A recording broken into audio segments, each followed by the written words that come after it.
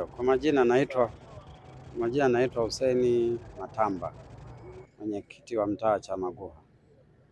Ilikuwa kwenye saa 11 na robo hivi, na kijana mmoja anajulikana kwa jina la Leonard amekuja kunifuata pale kazini kwangu. Akasema, mwenyekiti, kuna tukio huku. Wapi? Mtoni, kuna mtu amedumbukia. Akasema, ninachohisi ni mtoto wa Emandulu, mara nyingi huwa anatega pale. Basi tumeondoka kuja naye pale. Tulipofika kulikuwa haionyeshi dalili yoyote kwamba kuna mtu au vipi. Mimi nikamwambia kutoa taarifa itakuwa labda baadaye, tuhakikishe kwanza. Basi tukaomba vijana wakaingia mle. Walipoingia wakawa wamempata. Walipomtoa ndo nikapiga simu polisi. Na hatimaye tukampigia baba yake.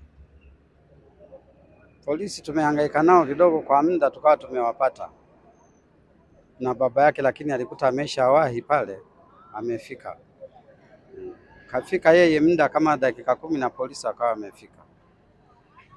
Basi na mwili tulikuta tumeshautoa sasa huko nje.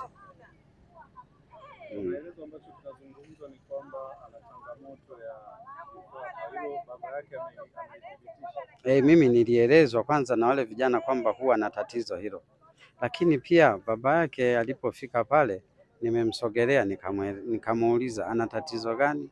Akasema huwa ana tatizo la kifafa kwa muda mrefu, karibu tangu azaliwe yuko hivyo.